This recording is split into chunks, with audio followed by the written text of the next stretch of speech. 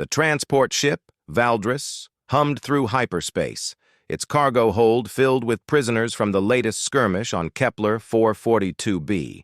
Among the various alien captives sat a single human, his hands bound with energy shackles that glowed a soft blue against his dark tactical gear.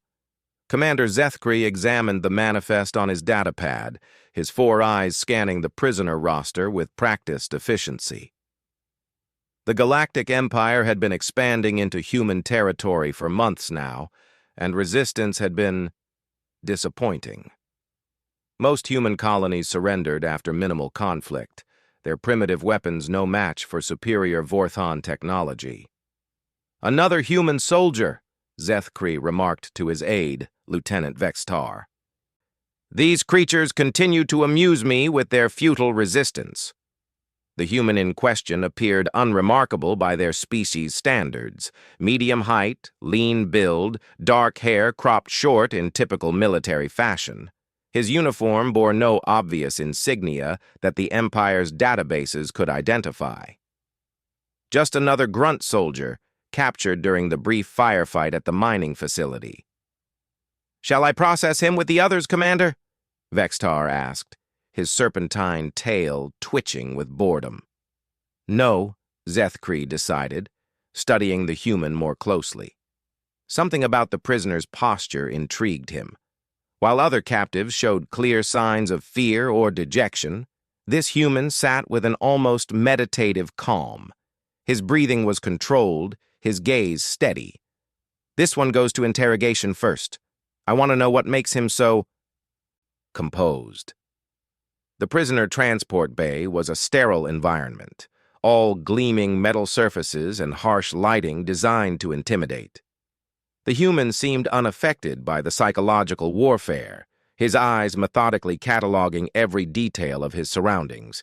Guard positions, camera angles, structural weak points, information processed and filed away with mechanical precision. As the ship approached the detention facility on Mortanis Prime, Zethkri reviewed what little intelligence they had gathered about human military structure. Their forces seemed primitive, relying on projectile weapons and basic tactical doctrine. Nothing that couldn't be easily countered by Empire technology. The human's capture had been almost embarrassingly simple. He had been found unconscious near the destroyed mining equipment, apparently caught in the blast that had eliminated his squad. No heroic last stand, no dramatic sacrifice, just another soldier who had failed to escape in time. Or so it appeared. What the Empire's intelligence reports failed to capture was the human military's compartmentalization. They saw standard infantry, militia fighters, and colonial defense forces. They observed typical tactics, conventional weapons, and predictable strategies. What they didn't recognize were the subtle differences that marked elite operators. The man sitting in their cargo hold had spent 8 years in the Navy SEALs before volunteering for the Colonial Defense Initiative. His uniform looked standard issue because it was designed to. His weapons had been basic projectile arms because the mission called for it. His capture had seemed routine because he had made it appear that way. Technical Sergeant Marcus Chen had been unconscious when they found him, unconscious from a controlled breathing technique that slowed his heart rate to near-death levels, allowing him to survive the explosion that had actually been his own demolition charges. The destroyed mining equipment had been strategically sabotaged to appear like collateral damage rather than targeted demolition. Now, as the ship prepared to dock, Marcus continued his patient observation. The Vorthons moved with typical military precision, but their confidence bred complacency. They saw him as just another defeated human, and that perception was exactly what he needed. The docking procedure revealed crucial information about the facility's defenses. Marcus noted the patrol schedules, the positioning of guard towers, and the apparent gaps in sensor coverage. Every detail would be useful when the time came to act. Zethkri approached the prisoner section as the ship settled into its berth. "Prepare the human for immediate transfer to interrogation," he ordered. "I want to understand how their military operates before we process the rest of the outer colonies." The energy shackles were designed to prevent any form of resistance. They monitored vital signs, delivered incapacitating shocks if stress levels exceeded certain parameters, and could render a prisoner unconscious with a simple command from the guards. Against most species, they were foolproof. But the shackles had never encountered someone trained to control every aspect of their physiological response. As the guards approached to escort him from the transport, Marcus allowed himself to be led without resistance. His calm demeanor continued to puzzle his captors, who expected either defiance or submission. This strange middle ground made them uncertain, and uncertainty was a weapon in itself. The detention facility's corridors were a maze of branching passages and security checkpoints. Marcus memorized every turn, every guard station, every potential weapon or tool. His training had prepared him for capture and interrogation, but more importantly, it had prepared him to turn apparent defeat into opportunity. The interrogation chamber was a windowless room dominated by a single chair surrounded by scanning equipment. Holographic displays showed readouts that Marcus didn't recognize but assumed were designed to monitor his responses during questioning. The technology was impressive, far beyond anything in human space, but it was also their weakness. Technology bred dependence. The Vorthons relied so heavily on their advanced systems that they had forgotten the value of human intuition and adaptability. They believed their scanners could detect deception, their shackles could prevent escape, and their intelligence could predict human behavior. They were about to discover how wrong they could be. Commander Zethkri entered the chamber, his imposing figure casting long shadows across the sterile floor. "I am Commander Zethkri of the Imperial Fourth Fleet," he announced formally. "You will provide information about human military installations, troop movements, and defensive capabilities." Marcus met the alien's gaze without flinching. "Technical Sergeant Marcus Chen, Colonial Defense Initiative, Service Number 47921886. "You will provide more than name and number, human," Zethkri warned, activating several scanning devices. "Our technology can determine truth from falsehood. Resistance is futile." "Then ask your questions," Marcus replied evenly. What followed was a standard interrogation protocol that revealed exactly what Marcus had hoped: the Empire's complete underestimation of human capabilities. They asked about conventional forces, standard equipment, and basic tactical doctrine. They showed no interest in special operations, elite units, or unconventional warfare capabilities. To them, he was just another soldier with standard military knowledge. As the hours passed, Marcus provided carefully selected information that painted human forces as capable but limited. He spoke of the challenges of defending scattered colonies, the difficulty of maintaining supply lines across such vast distances, and the morale problems facing isolated garrisons. All of it was technically true, and all of it served to reinforce the Empire's existing assumptions about human weakness. Zethkri seemed satisfied with the interrogation's progress. The human was cooperating, providing useful intelligence without obvious deception. The scanners detected no signs of lies, no elevated stress responses that might indicate hidden knowledge, but the scanners couldn't detect what they weren't programmed to recognize. They couldn't identify the subtle techniques of resistance training, the mental compartmentalization that allowed elite operators to tell selected truths while concealing vital secrets. They couldn't understand that Marcus's calm wasn't submission. It was preparation. As the session concluded, Marcus was escorted to a detention cell in the facility's lower levels. The cell was a basic cube with force field walls, minimal furnishing, and constant monitoring.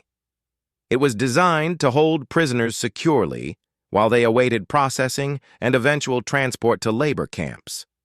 The Vorthons had no concept that anyone would want to remain in their custody longer than necessary. Marcus settled onto the narrow bench that served as a bed and closed his eyes, appearing to rest after the exhausting interrogation. In reality, he was entering a meditative state that would allow him to plan his next moves while his body recovered from the sustained deception. The facility operated on a predictable schedule: guard changes every 6 hours, meal deliveries twice daily, and maintenance checks during the night cycle when most prisoners were expected to sleep. The patterns were efficient and logical, and completely vulnerable to exploitation by someone who knew how to watch and wait. In the control room several levels above, Zethkri reviewed the interrogation recordings with his staff. "The human seems compliant," he noted. "His information corroborates our existing intelligence about their defensive capabilities." "Should we proceed with processing, Commander?" asked Vextar. "Not yet. I want to extract more information about their colony ship construction programs. Prepare another session for tomorrow." Zethkri paused, studying the monitor showing Marcus's cell. "This one might prove more valuable than the typical prisoner." If only he knew how right he was.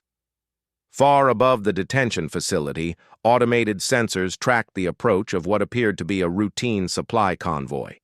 The 3 ships displayed proper identification codes and followed standard approach vectors. Their manifests listed food, medical supplies, and replacement equipment, exactly what a frontier detention facility would require. The convoy's true nature would remain hidden until the optimal moment for action arrived, but that moment was coming sooner than anyone in the Empire could imagine. The second day of captivity began like the first, with the mechanical hum of the facility's environmental systems and the regular patrol of Vorthon guards past Marcus's cell. He had spent the night in what appeared to be deep sleep, but was actually a carefully controlled rest state that allowed his mind to process everything he had observed. The facility's weaknesses were becoming clear. The Vorthons relied heavily on their force field technology and automated monitoring systems, but their guard rotations followed predictable patterns. More importantly, their confidence in their superior technology had made them complacent about basic security protocols. Marcus was escorted to the interrogation chamber again, where Commander Zethkri waited with a fresh set of questions. Today's session focused on human colony ship routes and the location of hidden supply depots. The information they sought would be valuable for expanding their conquest beyond the Outer Rim territories. "Your cooperation yesterday was adequate," Zethkri began, his 4 eyes studying Marcus carefully. "Today I require information about your supply networks. How do human colonies maintain contact across such vast distances?" Marcus maintained his composed demeanor while providing another carefully crafted mixture of truth and misdirection. He described the challenges of maintaining communications across interstellar distances, the vulnerability of supply convoys, and the isolation that many colonies experienced. Each piece of information was accurate but incomplete, painting a picture of human space as poorly organized and difficult to defend. What he didn't reveal was the existence of the Quick Response Network, a collection of heavily armed, fast attack ships that could deploy elite teams anywhere in human space within 72 hours. He said nothing about the hidden weapons caches scattered throughout contested systems, or the fact that many civilian colony ships carried enough firepower to level small cities. The Vorthons continued to see exactly what they expected: a primitive species struggling to maintain control over territory they couldn't properly defend. "Tell me about your military command structure," Zethkri pressed. "Who coordinates defensive operations across multiple systems?" Marcus provided basic information about the Colonial Defense Initiative's organization, describing it as a loose confederation of local militias with minimal central coordination. This was technically true for the public-facing aspects of human defense, but it completely ignored the shadowy special operations network that had been deployed throughout contested space. The interrogation continued for several hours, with the Vorthons growing more confident in their assessment of human capabilities. Their scanners showed no deception, no hidden stress patterns that might indicate concealed knowledge. To them, Marcus appeared to be exactly what he claimed, a mid-level soldier with limited strategic knowledge. They had no way of knowing that every word was being carefully chosen to support a larger deception. As Marcus was escorted back to his cell, he noticed something that confirmed his growing suspicions about the facility's real purpose. The other prisoners weren't just being held for interrogation, they were being prepared for transport to forced labor camps. The Empire wasn't just conquering human territory, they were harvesting human workers for their industrial operations. This information would be crucial for the response that was already being planned in the darkest corners of human space. The supply convoy that had been detected approaching the system was now just 6 hours out from the detention facility. The ships maintained their facade of routine cargo haulers, their holds apparently filled with nothing more dangerous than food rations and medical supplies. The facility's traffic control systems processed their approach with automated efficiency, scheduling dock assignments and cargo inspections according to standard protocol. But hidden beneath false bulkheads and concealed within innocent-looking supply containers, 43 members of the Navy SEAL's most elite unit prepared for an operation that would redefine the Empire's understanding of human warfare. The mission commander, Lieutenant Colonel Sarah Martinez, reviewed the facility schematics one final time. The intelligence provided by their embedded operative had been invaluable in planning the assault. Guard rotations, security checkpoints, prisoner locations, and command center layouts. Every detail had been carefully documented and transmitted through channels the Empire couldn't detect. Remember, Martinez addressed her team through encrypted communications, this isn't just a rescue operation. We need to send a message that will reach every Vorthan commander in this sector. They need to understand that capturing humans comes with consequences they're not prepared for. The strike team was equipped with weapons and equipment that existed nowhere in official human military inventories. Plasma rifles that could cut through Vorthan armor like paper, stealth suits that rendered the wearer invisible to most sensor types, and explosive charges designed specifically to disable alien technology. The gear represented decades of secret research and development, funded by black-budget programs that officially didn't exist. As the convoy completed its final approach to the detention facility, Marcus was ending his third day of apparent captivity. The routine had become predictable enough that he could time his actions to the second. Guard changes, meal deliveries, maintenance checks, everything happened exactly when his training had taught him to expect it. Tonight, that predictability would become the Empire's downfall. Commander Zeth Kree was reviewing the intelligence gathered from the human prisoner when the first alarm sounded. It was a minor alert from the cargo bay, indicating that one of the supply containers had developed a pressure leak. Standard procedure called for immediate inspection and possible quarantine. By the time security teams reached the cargo bay, the leak had already served its purpose. 43 invisible figures had dispersed throughout the facility, moving with lethal precision toward their assigned objectives. The assault began exactly at midnight, facility time, when most of the skeleton night crew would be at their most vulnerable. Emergency lighting systems failed simultaneously across 17 different sections. Communication arrays went offline in a cascade of precisely timed explosions. Guard stations found their security feeds showing empty corridors while death moved silently through the shadows. Marcus felt the subtle vibration of the first explosion through the facility's superstructure. It was time. The energy shackles that had bound him for 3 days were designed to be unbreakable, but they had never been tested against someone who had spent weeks learning exactly how they functioned. The small electromagnetic pulse device that Marcus had constructed from components hidden in his clothing sent a precisely calibrated signal that convinced the shackles they were receiving a shutdown command from the central computer. The force field containing his cell went down 30 seconds later, part of a coordinated systems failure that opened every detention cell in the facility simultaneously. But Marcus wasn't interested in the chaos of a general prison break. He had a specific mission to complete. Moving with the silent efficiency that had made him one of the Navy's most decorated operators, Marcus began his journey through the facility's corridors toward the command center. Every guard post he passed was empty, their occupants already neutralized by his rescue team. Every security camera had been disabled. Every alarm system rendered useless. The Vorthons had built their facility to contain primitive humans using advanced technology. They had never considered what might happen if those humans turned out to be far from primitive. In the command center, chaos was spreading as fast as systems failed. Commander Zethkri barked orders at his remaining staff, trying to understand how their impregnable facility could be falling apart so completely. "Send a distress signal to the 4th Fleet," he commanded.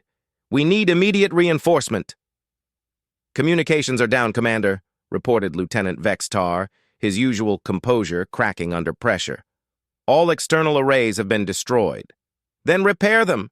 Get engineering teams to—" The command center doors exploded inward, filling the room with smoke and debris.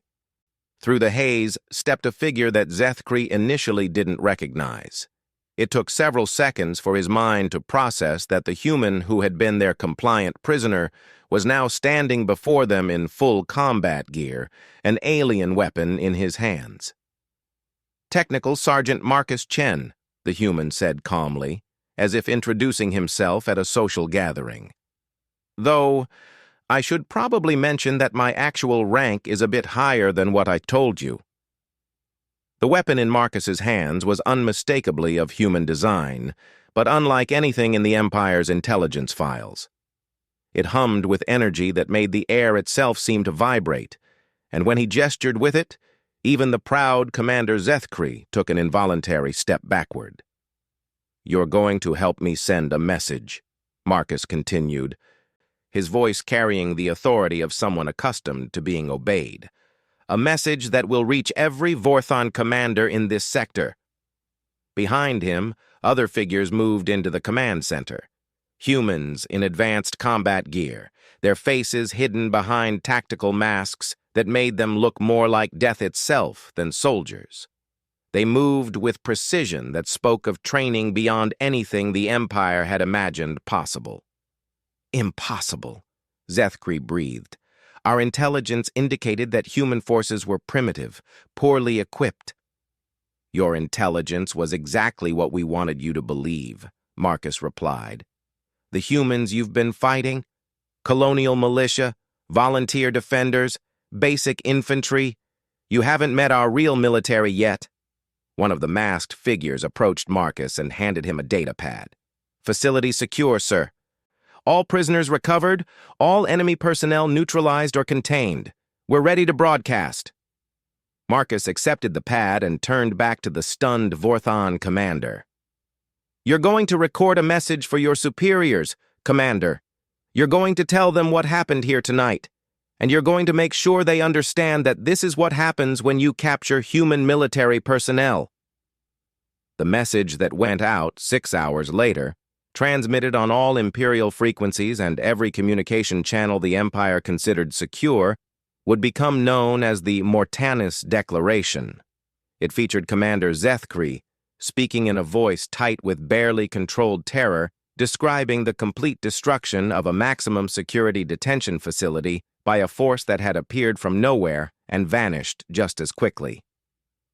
The video showed the aftermath: destroyed equipment, disabled defenses, and a facility that had been rendered completely inoperable without a single Vorthon casualty. It was a demonstration of precision and restraint that spoke of capabilities the Empire had never imagined. But the most chilling part of the message was its ending, where Marcus himself appeared on camera to deliver a simple statement that would echo through Imperial intelligence networks for years to come. "We know where all your facilities are. We know your patrol schedules, your supply routes, and your command structure. We have been watching you since you entered human space, and we have been preparing. This was not a rescue operation. This was a warning. The facility was left intact, but completely disabled. Every computer system had been infected with a virus that would take months to purge. Every weapon had been disassembled beyond repair.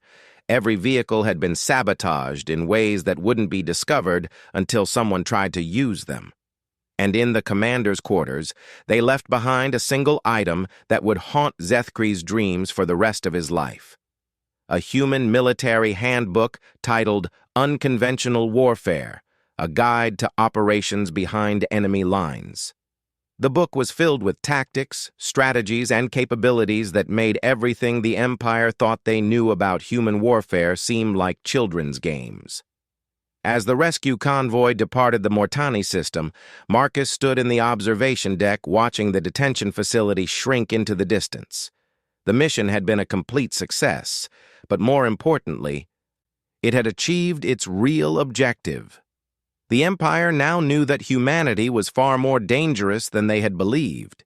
But what they still didn't understand was that this demonstration represented just a tiny fraction of what humans were really capable of when they decided to go to war.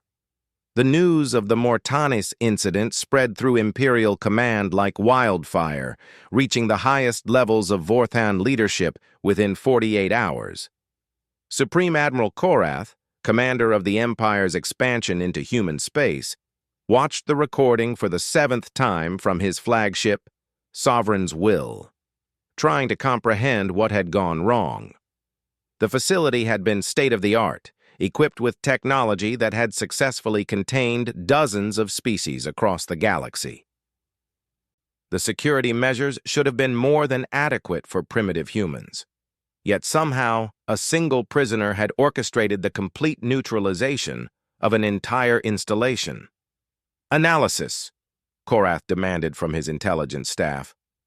Unclear, Supreme Admiral, reported Chief Analyst Dexmon, his tentacles writhing with nervous energy.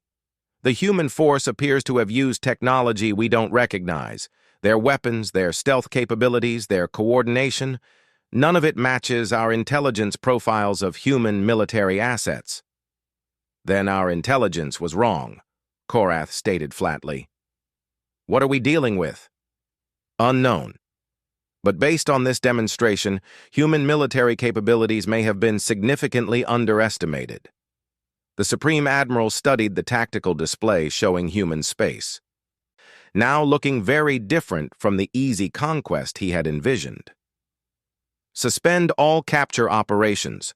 No more prisoners until we understand what we're facing. But it was already too late. The message Marcus had delivered wasn't just a warning. It was a declaration of war fought by rules the Empire had never encountered. Across human space, sleeper cells that had been positioned for months began to activate. The Mortanis raid had been the signal they were waiting for, the confirmation that the Empire could be hurt and that humanity was ready to fight back with methods that went far beyond conventional warfare.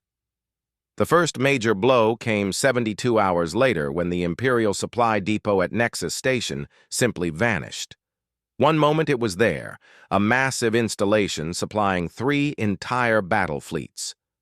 The next moment, there was nothing but empty space and the faint signature of an explosion that sensors couldn't fully analyze. The depot's destruction would have been devastating enough, but the method sent shockwaves through Imperial Command. There had been no attacking fleet, no massive bombardment, no signs of approaching danger. The station had apparently been destroyed from within by explosives that had been planted months earlier during routine supply deliveries from human space. How long had humans been infiltrating Imperial facilities? How many other installations had been compromised? Supreme Admiral Korath called an emergency session of his War Council. Around the holographic conference table, his most senior commanders appeared as shimmering blue projections, their faces displaying various levels of concern and confusion. Gentlemen, Korath began, we appear to have misjudged our enemy. The humans are not the primitive species our initial surveys indicated. They possess capabilities we did not anticipate. Fleet Admiral Vexthul, commander of the second battle group, leaned forward aggressively. With respect, Supreme Admiral, they're still just one small species in a handful of systems. Whatever tricks they've used, superior numbers and technology will prevail. Will they? Korath activated a tactical display showing recent events. In the past week, we've lost the Nexus Station, 3 patrol squadrons have gone missing, and the detention facility at Mortanis has been completely neutralized, all without any confirmed sightings of human battle fleets. Terrorist tactics, Vexthol dismissed. We can adapt our security protocols to counter... The conference was interrupted by an urgent communication from the fleet's intelligence division. Supreme Admiral, we're receiving a transmission on all frequencies. It appears to be from the humans. On screen, the holographic display shifted to show a figure in a military uniform that was clearly human, but bore no resemblance to the crude gear they had seen on colonial militia. This was professional military attire, crisp and authoritative, worn by someone who commanded respect. I am Admiral Sarah Chen, Commander of Human Special Operations Command, the figure announced. By now, you have experienced a small demonstration of our capabilities. This message is an offer of negotiation before the situation escalates beyond your ability to control. Admiral Chen? Marcus's mind immediately made the connection. This was the sister he had mentioned during his interrogation, supposedly a mid-level supply officer. Another piece of carefully planted misinformation. We have no interest in territorial expansion into Imperial space, the Admiral continued. Our goals are simple: the immediate cessation of hostile activities against human colonies, the return of all human prisoners, and the withdrawal of Imperial forces from our territory. In exchange, we will limit our response to defensive measures. The transmission ended, leaving the War Council in stunned silence. The human military had revealed itself to be far more sophisticated than anyone had imagined. They had command structures, special operations capabilities, and technology that could strike Imperial targets with impunity. Defensive measures? Vexthul scoffed, though his earlier confidence was clearly shaken. They speak as if they have options beyond surrender. As if in response to his words, alert klaxons began sounding throughout the flagship. The bridge communications officer appeared on screen, his face pale with shock. Supreme Admiral, we're receiving distress calls from the Third Fleet. Admiral Zorketh's entire task force has gone dark. Their last transmission indicated they were under attack by unknown forces. Korath felt a chill run through his exoskeleton. The Third Fleet consisted of 12 heavy battle cruisers and their escort squadrons, nearly 100 ships total. For an entire fleet to go dark suggested firepower that human intelligence had never indicated they possessed. Sir, the communications officer continued, we're also receiving reports from 17 different systems. Imperial installations are under simultaneous attack. The coordination suggests... Suggests what? Korath demanded. Suggests they've been planning this for months, sir. Maybe years. The truth was even more complex than the Empire could imagine. The human response hadn't been planned for months. It had been prepared for decades. Since first contact with alien civilizations, human military planners had been developing contingencies for exactly this scenario. Not conquest or expansion, but the defense of human space against technologically superior enemies. The strategy was based on principles that the Empire, with their focus on overwhelming technological superiority, couldn't comprehend. Instead of trying to match Imperial firepower directly, humans had developed asymmetric warfare to an art form. They studied their enemies, identified weaknesses, and struck with precision rather than brute force. Every Imperial facility in or near human space had been under surveillance since the first Vorthon ships entered the sector. Every supply route had been mapped, every patrol schedule documented, every communication channel monitored. When the decision was made to activate the network, 47 separate operations launched simultaneously across 12 star systems. But the most devastating blow was yet to come. Marcus Chen stood in the briefing room of the stealth ship Silent Victory, addressing a team of operators whose existence was unknown even to most human military leaders. These were the ghosts of human space warfare, specialists trained for missions that officially never happened. "Target analysis is complete," he reported, indicating a holographic display of the Imperial flagship. "The Sovereign's will is the command and control center for this entire invasion. Eliminate it, and their coordinated operations collapse." The plan was audacious, even by special operations standards. A single stealth ship would infiltrate the heart of the Imperial fleet, deliver a strike team directly to the flagship, and extract after completing the mission. The technology required was so advanced that it existed only in prototype form, untested in actual combat. But the message had to be unmistakable. Nowhere was safe from human retaliation. The Silent Victory approached the Imperial fleet using stealth technology that rendered it invisible to every sensor system the Empire possessed. The ship's hull was coated with adaptive camouflage that perfectly mimicked the background radiation of space, while its engines used principles of physics that Vorthan science had never discovered. Marcus and his team prepared for insertion in the ship's cargo bay, checking equipment that represented the absolute cutting edge of human military technology. Their mission was not to destroy the flagship, that would have been relatively easy, but to deliver a message that would be impossible to ignore or misinterpret. The infiltration was flawless, using personal stealth fields and grav suits that allowed them to move through space without detection. The team penetrated the flagship's hull through maintenance ports that the ship's own sensors couldn't monitor. They moved through the vessel like ghosts, avoiding patrols and security systems with ease born of months of preparation.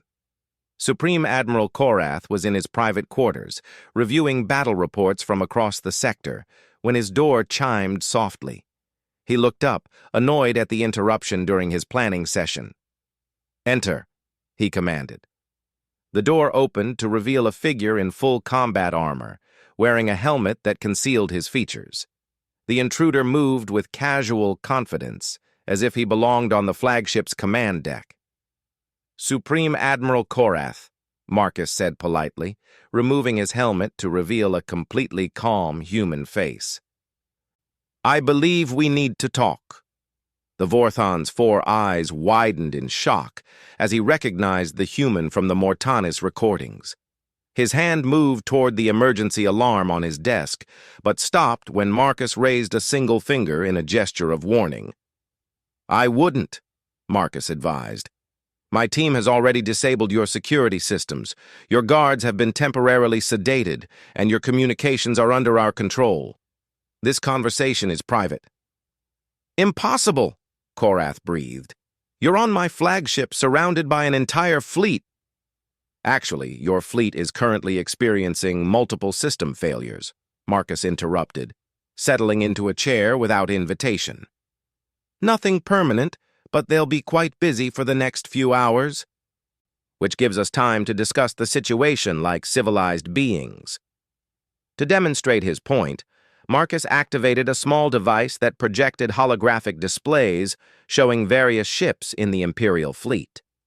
On screen after screen, bridge crews were dealing with cascading technical problems, emergency shutdowns, and mysterious malfunctions that seemed to affect every critical system simultaneously. "You see, Admiral, we've been studying your technology since you entered our space. We know how your ships work, how your weapons function, how your computers process information. What you're seeing is the result of that knowledge, applied with surgical precision." Korath slumped in his chair, the magnitude of the situation finally becoming clear. "What do you want?" "The same thing Admiral Chen offered in her transmission. Withdrawal of Imperial forces from human space, return of our people, and an end to hostilities." In exchange, we'll return your fleet to full operational status and provide coordinates for the recovery of your missing personnel. Missing personnel? Marcus smiled without humor. Did you think we killed them? Admiral, we don't want to be your enemies. We just want to be left alone. But if you force us to fight, you'll discover that humans have been preparing for war since before your empire existed. The conversation that followed would later be classified at the highest levels of Imperial intelligence. Marcus explained, in terms that Korath could understand, exactly what humanity was capable of when truly threatened. He revealed the existence of technologies that made Imperial weapons seem primitive, strategies that could cripple entire fleets without firing a shot, and a level of preparation that turned every human colony into a potential fortress. Your scouts saw what we wanted them to see, Marcus concluded. Primitive colonies, basic defenses, limited technology. What they didn't see were the weapons platforms disguised as asteroid mining operations, the supply caches hidden in dead systems, or the fact that every civilian transport was actually a military vessel in disguise. You're bluffing, Korath said weakly. Marcus stood and replaced his helmet. Admiral Chen's offer stands for 72 hours. After that, we stop demonstrating our capabilities and start using them. Your choice. Before Korath could respond, Marcus vanished. Not left the room, not moved toward the door, simply disappeared as if he had never been there. The Admiral was left alone with his racing thoughts and the growing certainty that his empire had made a terrible mistake. The retreat order came 18 hours later. Within a week, every Imperial vessel had withdrawn from human space, carrying with them a new understanding of what humanity represented. The easy conquest that Supreme Admiral Korath had envisioned was replaced by careful respect for a species that had proven itself capable of warfare beyond Imperial comprehension. The prisoners were returned unharmed, along with an official statement of regret for the misunderstanding that had led to the conflict. Trade negotiations were opened, establishing human space as a neutral zone that the Empire would respect.